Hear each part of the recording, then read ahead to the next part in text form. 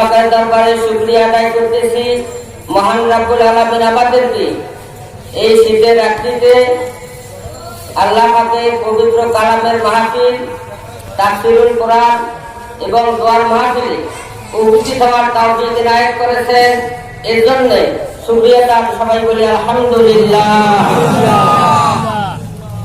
বক্তব্যের কিছুই নাই, বক্তব্য মোটামুটি এখানে কোরআন শরীফ সম্পর্কে আলোচনা হচ্ছে।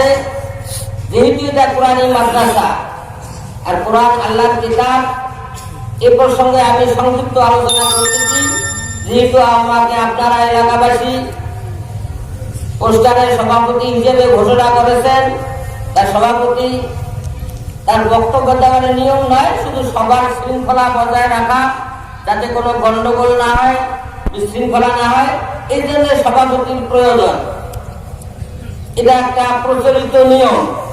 তা আশা রাখি আপনারা, যেহেতু কোরআনের মাহফিল, এখানে কোনো প্রকার আমাদের দ্বারা যেন বেয়াদবি না হয়। আর সর্বশেষ কথা হচ্ছে, মাহফিলে আসছি কিছু শুনবো আমল করার নিয়তে, এবং আখিরি মুনাজাত করে আমরা এখান থেকে বিদায় হতে পারি। হয়তো অনেক শ্রোতাবৃন্দ আছেন যে বক্তার অবস্থা বুঝি ব্যবস্থা করব, তার মানে বক্তার আলোচনা যদি ভালো হয়, সুর ছন্দ ভালো থাকে, তাহলে থাকবো, না হয় আস্তে আস্তে কেটে পড়বো। আসলে এটা ঠিক নয়। কোরআনের মাজলিসে এসে এভাবে যাওয়াটা এটা একটা বেয়াদবি, আর বেয়াদবি করলে এই কোরআন তার প্রতি লানত করবে।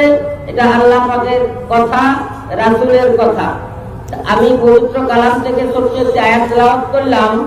আল্লাহ পাক বলেন, ইন্নাহু লাকুরআনুন কারীম ফি কিতাবিম মাকনুন লা ইয়ামাসসুহু ইল্লাল মুতাহহারুন।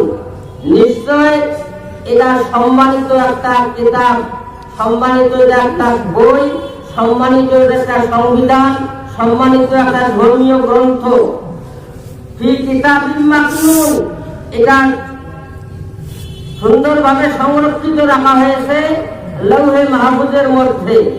লা ইয়ামাসসুহু ইল্লাল মুতাহহারুন, পবিত্র ব্যক্তি ছাড়া এটাকে কেউ স্পর্শ করতে পারবে না। তানজিলুম মির রাব্বিল আলামিন, এবং এটা অবতীর্ণ করা হয়েছে মহান প্রতিপালকের পক্ষ থেকে। আর হাদিস থেকে ছোট্ট একটি হাদিস তেলাওয়াত করলাম। আল্লাহ রাসূল ইরশাদ করেন, আল কুরআনু হুজ্জাতুল লাকা ওয়া আলাইকা।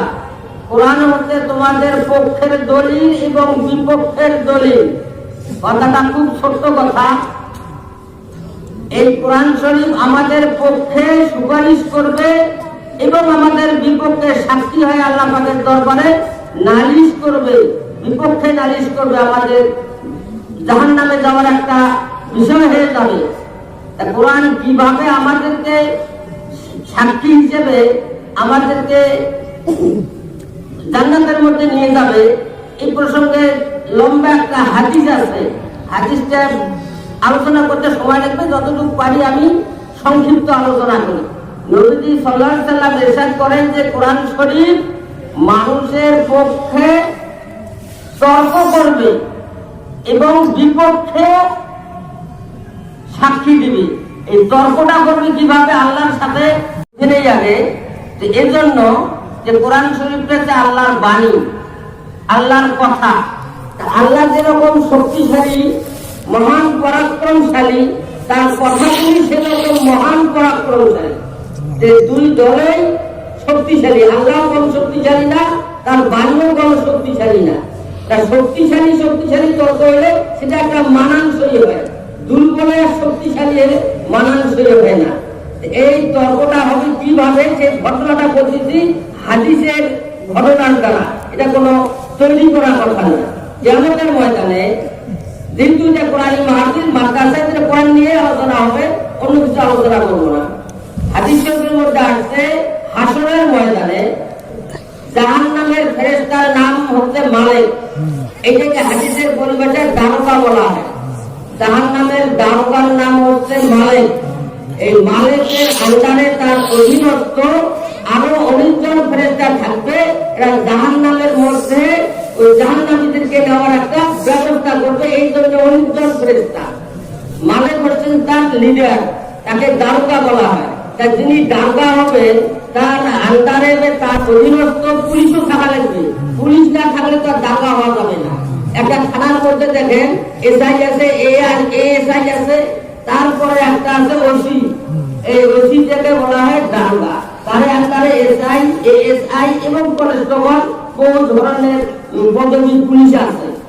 এখন জাহান্নামের দাঙ্গার নাম হলো মালিক, আর তার অধীনস্থ যে কনস্টেবল বা পুলিশ এরা হচ্ছে 19 জন।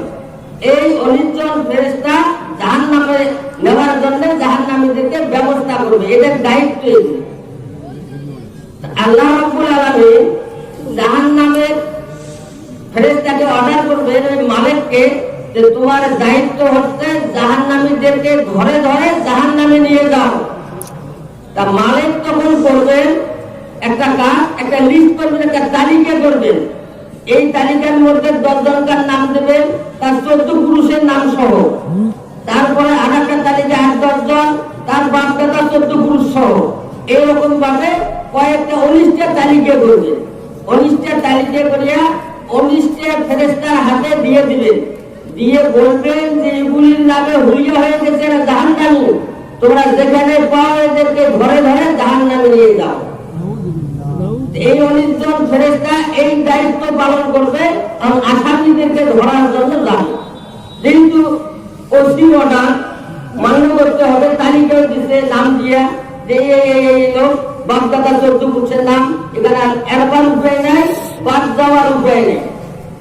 এখন এই জাহান্নামের ফেরেশতারা তাদের দায়িত্ব পালনের জন্য আসামি ধরার, হুলিয়া আসামি ধরার জন্য হাসরের ময়দানে বের হবে। এমন সময় আরশের নিচে বিরাট একটা সামিয়ানা বিস্তার লাভ করবে। হঠাৎ আল্লাহ পাকের আরশের নিচে বিরাট একটা সামিয়ানা, সেই সামিয়ানা 10 দুনিয়ার সমান। যে দুনিয়াটা বর্তমান আবিষ্কার হয়েছে, এই দুনিয়ার 10 দুনিয়ার সমান, 10টা পৃথিবীর সমান ওই সামিয়ানার আয়তন বা পরিধি। সুবহানাল্লাহ। এই সামিয়ানাটা আরশের নিচে স্থাপিত হবে হঠাৎ। তারপরে এই সামিয়ানার মধ্যে 12,000 পাখা থাকবে। 12,000 এই সামিয়ানার পাখা থাকবে 12,000। এই 12,000 পাখা বিস্তার করে এই সামিয়ানা থাকবে। এখন যখন এই পুলিশেরা আসামি ধরার জন্য যাবে, যখন যেটা ধরার জন্য পুলিশ হাত বাড়াবে, ফেরেশতা হাত বাড়াবে, এই সামিয়ানা তার 12টা পাখার একটা পাখা দিয়ে ওই আসামিটাকে ছো মেরে নিয়ে তার ভিতরে নেবে। সুবহানাল্লাহ বলবেন না? সামিয়ানার ভিতরে নেবে। ওই ছো মারি ফেরেশতা ধরে আগে আগে যেই হাত বাড়াবে ফেরেশতা ছো মারি নেবে, নিয়ে তার পাখার নিচে নেবে, সামিয়ানা নিচে। তখন এই আসামি ধরা পড়লো না, কারণ পুলিশ আর একটা আসামি ধরার জন্য যাবে, যেই যাবে আবার সামিয়ানা এভাবে ধরে ভিতরে নেবে। এইরকম ভাবে কোনো আসামি আর ধরতে পারবে না। একটা একটা করে সবগুলোকে সামিয়ানার ভিতরে নেবে ওই 12,000 পাখা। এখন আসামিজন ধর্ষক ধরা পড়লো না। এখন ফেরেশতারা বিফল মনোরথে বিফল হয়ে মলিন বদলে মুখ আঁধার করে মালিকের কাছে দিয়ে অভিযোগ করবে যে হে মালিক, আপনি যে আমাকে দপ্তর দিলেন, লিস্ট দিলেন, আমরা তো একটা আসামিকে ধরতে পারলাম না, কি জন্য একটা সমাইয়ে তার পাখার ভিতরে নিয়ে ঢিল ফেলে, আমাদেরকে আর ধরতে দেয় না। এখন করছিস করি কি? আর ফেরেশতা মালিক রাগ করছে, তোমরা একেবারে অকর্ম, তোমাদের কোনো শক্তি নাই, ক্ষমতা নাই, তোমরা একটা আসামি ধরতে পারলে না, আল্লাহ পাকের কাছে আমি জবাবটা দিব কি? এক কাজ করো, কমপক্ষে একটা আসামি ধরে নিয়ে আসো, তারপর আল্লাহর কাছে যে অভিযোগ করবে, ঘটনা নেই, তারপরে কি বিচার হবে সেটা আল্লাহ করবে। এখন ফেরেশতা বলে ধরবো কেমন করে? ধরা তো যায় না। দেখা যায় সামিয়ানার নিচ দিয়ে আসামির পা দেখা যায়। মালিক বলতেছে অন্তত পা টান দিয়ে একটা ধরে নিয়ে আসো, আল্লাহর কাছে জবাব দিতে হবে। এখন এই ফেরেশতা এই পা ধরার জন্য হাত বাড়াইছে, সামিয়ানার নিচ দিয়ে হাত বাড়ে, শুধু পা দেখা যায়, এই পা ধরে গাড়ি ছেড়ে নিয়ে আসবে। এমন সময় ওই যে 12,000 পাখার একটা পাখা এমন জোরে ঝাপটা মারছে ওই ফেরেশতা, 500 বছরের রাস্তা দূরে যা দরাম করে পড়ে গেছে। ফেরেশতা ওই পাখার ধাক্কায় 500 বছরের রাস্তা চলে গেছে দূরে, দরাম করে পড়েছে। সে বিকট আওয়াজ, আরশের মধ্যে কম্পন সৃষ্টি হয়ে গেছে। কিসের শব্দ হইল? ফেরেশতা যে পড়ছে তার এটা আওয়াজ। তার ফেরেশতা তার ছোট মোটো নাকি মনে করছেন?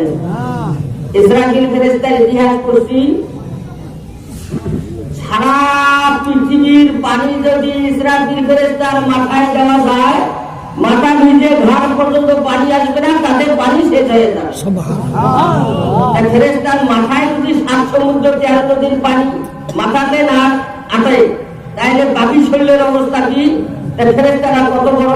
এই ফেরেশতা যদি পাখার ডালে 500 বছরের রাস্তা দূরে যাওয়ার পরে টুকুস করি পড়বে না ধরম করি পড়বে। সে ধরমটা শব্দটা এমন শব্দ যে শব্দের কারণে আরশের মধ্যে কম্পন সৃষ্টি হয়। কিয়ামতের ভূমিকম্প যে শুরু হবে এইরকম শুরু হয়েছে। আল্লাহ রাব্বুল আলামিনের কাছে মালিকরা অভিযোগ করবে যে আল্লাহ, যে ব্যাপার এই আমরা একটা আসামিকে ধরতে পারি না। ব্যাপার কি? এই যে একটা সামিয়ানা, কিসের সামিয়ানা আল্লাহ সব কিন্তু জানেন। আর তার বান্দাদেরকে যে নাজাত দিবেন, মুক্তি দিবেন, জান্নাতে দিবেন, তারই যে একটা সিস্টেম করছেন আল্লাহ রাব্বুল আলামিন। আপনারা আমাদের জান্নাতে যাব, পরে বলতেছি ঘটনাটা। এখন এই ফেরেশতা মালিক আল্লাহ পাকের কাছে গিয়ে অভিযোগ করে, কথা কি বুঝতেছেন আমার? ঠিক আছে, ঠিক আছে, আসলে বুঝে যায় না। এখন এই মালিক আল্লাহর কাছে অভিযোগ করলেন যে একটা আসামিকে ধরতে পারেনি। ঘটনা এই যে সামিয়ানা, আল্লাহ পাক তখন এই সামিয়ানাকে বললেন, তুমি কে? এরকম করতেছো কেন হাসরের ময়দানে? আজকে বিচার দিবস, জাহান্নামী জান্নাতি আজকে নির্ধারণ হবে, জান্নাতীগুলি জান্নাতে যাবে, জাহান্নামীরা জাহান্নামে যাবে। তুমি যে দুর্ভ্রান্তি সৃষ্টি করতেছো, বিপর্যয় সৃষ্টি করতেছো, তুমি কে? আল্লাহ প্রশ্ন করবেন।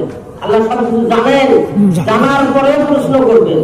তখন বলবে সামিয়ানা যে অন্য কিছু নেও, আপনার কালাম আমি কোরআন শরীফ। সুবহানাল্লাহ। আর কোরআন হুজ্জাতুল লাকা ওয়া আলাইকা, কোরআন পক্ষে এবং বিপক্ষে ঝগড়া করবে। হুজ্জত মানে হলো ঝগড়া করা, তর্ক করা। আল্লাহর সাথে তর্ক করা কি চাকরি ব্যাপার নাকি? কি আল্লাহর সাথে তর্ক করবে?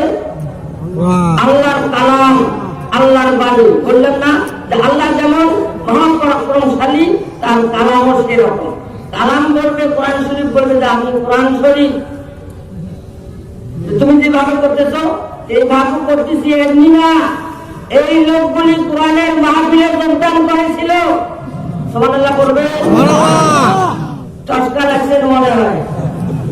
এটা কি কোরআনের মাহফিলে? কি কোরআনের মাহফিলে যোগদান করেছিল, কোরআন শরীফ তেলাওয়াত করছে, কোরআন শরীফ পড়ার জন্য বাচ্চা কাচ্চাদের জন্য মাদ্রাসা তৈরি করছে, মাদ্রাসায় দান দক্ষিণা করছে, সহানুভূতি করছে, বুদ্ধি দিচ্ছে, মেধা দিচ্ছে, শ্রম দিচ্ছে, টাকা দিচ্ছে, পয়সা দিচ্ছে। আর কি করছে? এই কোরআন প্রতিষ্ঠা করার জন্য নারায়ণ তাকবীর আল্লাহু আকবার বলছে।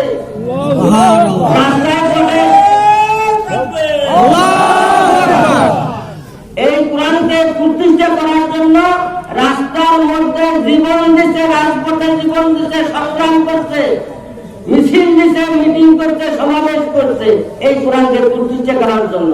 এই লোকগুলি জাহান্নামে যাবে, আমি জাহান্নামে দিতে পারি, আমি দিতে দেব না। আল্লাহ আল্লাহ বলেন, ঠিক আছে, তোমার কথাও ঠিক, আমার কথাও ঠিক। একটা কাজ করা যায় না? আমি তো অর্ডার করছি জাহান্নামে, তুমি পাপাচারী লোক, তো কোরআনের আন্দোলন করতে ঠিকই আছে, কোরআনের মাদ্রাসা করতে ঠিকই আছে, দান খয়রাত করতে ঠিকই আছে, সব কিছু করতে, পাপের কাজ করতে বলুন, তার কি একটা সাজা শাস্তি আছে না? আল্লাহ সামিয়ানাকে কোরআনকে বলবে, সামিয়ানাকে বলবে, সামিয়ানা ভাই আপনার কথা ঠিক, আমার কথা ঠিক, আপনি যা করেন করেন, আমি একটা ছাড়ি দিব না। সুবহানাল্লাহ। আল্লাহ বলবেন, কমপক্ষে এক কাজ করি, পরামর্শ ভিত্তিক একটা কাজ, তোমারও থাক আমারটাও থাক। কি সেটা? যে একটা আসামি কমপক্ষে ছাড়ি দাও, এটা নিয়ে দোজখে একটু দিয়ে চুপবে দিয়ে তুলে কি ছাড়ি দিই, তাহলে আমার হুকুমটা ঠিক থাকবে। আপনি কি বলেন? আল্লাহ আমি যা নিয়েছি আমার কোলের মধ্যে, বুকের মধ্যে, তাকে নিয়ে আপনি দোজখে চুপড়ি আনবেন, এইটা আমি রাজি না। কিছুই করার নাই, আর একটা করা যায় না, সেটা হচ্ছে দোজখের পাশ দিয়ে একটু হাতে নিয়ে আসি, অন্তত একটু তাপ লাগুক, তাই আমার কথা বলে সেটাও হবে না। এই জন্য বলে আল কোরআন হুজ্জাতুল্লাহ ওয়া আলাইকা, কোরআন আল্লাহর সাথে ঝগড়া করবে তোমার পক্ষে এবং বিপক্ষে। তারপরে আল্লাহ পাক বলবেন ঠিক আছে, তোমার কথাও ঠিক, আমার কথা, তোমার কথা মানলাম, এক কাজ করো, তুমি ছাড়ি দাও সবগুলি, এই পুলসেরাত পার হয়া বেহেশতের মধ্যে যাবে। ফেরেশতা সামনে না বলবে যে আল্লাহ রাব্বুল আলামিন আপনি যে পুলসেরাত তৈরি করছেন 30,000 বছরের রাস্তা, 30,000 বছরের রাস্তা, অন্ধকার আমাবস্যার মতো, আর মধ্যে হিরে বা ফুলের মতো, বেলের মতো, চিকন হয়েছে চুলের মতো, এক একটাও পার হইতে পারবে না, সব কাটি কাটি জাহান্নামের মধ্যে পড়ে যাবে। আপনার এই কথা আমি শুনবো না, ছাড়িয়েও দিবেন না। তারপরে আল্লাহ বললেন ঠিক আছে, তাহলে কি করা যায়? কি করা যায় মানে আমি এগুলি নিয়ে একবারে উড়িয়ে বেহেশতের মধ্যে আল্লাহ রাব্বুল আলামিন বেহেশতের মধ্যে যাওয়ার অনুমতি দিবেন। পাকার মধ্যে পর্দাই ধরিয়া জড়া পর্দা করে নিয়ে টুকলা করে নিয়ে এই সামিয়া দেবে উড়ান দিয়ে বেহেশতের গেটের মধ্যে যায়, এইভাবে ধারা দিবে পাকা, সবাই আমরা পড়বো সেখানে বেহেশতের গেটের মধ্যে। বেহেশতের গেটের মধ্যে পড়ার পর দেখা যাবে বেহেশতের গেট বন্ধ। ব্যাপার কি? এই কোরআন শরীফ বেহেশতের দারোগাকে করে বেহেশতের ফেরেশতা রিজওয়ানকে বলে তাড়াতাড়ি গেট খুলে দাও।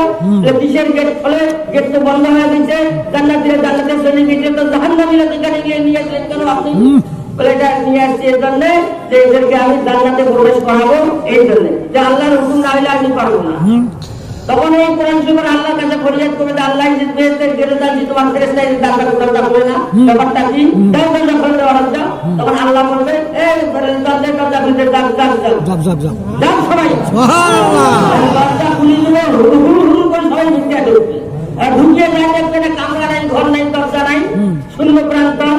এখন এই কোরআন শরীফ সাথে সাথে গেছি, যাওয়ার পরে বলবে যে আল্লাহ বেহেশতের ঢুকলে থাকে কোথায়, কি করবো? এগুলো তো কোনো আমল করে নাই, যারা আমল করতে তাদের নামে নামে ঘর তৈরি করে বেড়াচ্ছি আমি, ঘরে ঘরে লোক ঢুকে গেছে, এটা এখন খাওয়া বেড়াচ্ছি করে গেছি, আমি কি করবো? আমি আল্লাহ কিচ্ছু করতে হবে না, আমি তাড়াতাড়ি ঘর তৈরি করে দেবে, তর্ক করবে আল্লাহর সাথে। তারপর আল্লাহ রাব্বুল আলামিন হুকুম দিয়ে দিবেন, আল্লাহ পাকের হুকুমের সাথে সাথে যতগুলি মানুষ এইভাবে গেছেন প্রত্যেকের নামে একটা করে ঘর তৈরি হবে 10 দুনিয়ার সমান। আল্লাহ বলবেন যে কোনো হোল্ডিং নম্বর লাগবে না, দান পর্যায়ে লাগবে না, যাই যেটা করে সব ঢুকে করবে। কোন মানুষ এই যে কোরআনের মাহফিলে আমরা যারা আসছি কোরআন শোনার জন্য, কোরআনের মহব্বত, কোরআনের প্রেম ভালোবাসা তার মধ্যে থাকবে, এই তাদের জন্য এই সুখবরটা, সবাইদের জন্য নয়। কথাটা বুঝতে পারছেন? যাও আমার সংযুক্ত হয়েছে কাগজ আসি গেছে, আগামী দিচ্ছি কিন্তু কথা বলছিল। যাও আল্লাহ পাক আমাদের কথাগুলি বুঝে আমার করা তৌফিক দান করুন। আলহামদুলিল্লাহ রাব্বিল আলামিন। আসসালামু আলাইকুম ওয়া রাহমাতুল্লাহি ওয়া বারাকাতুহু।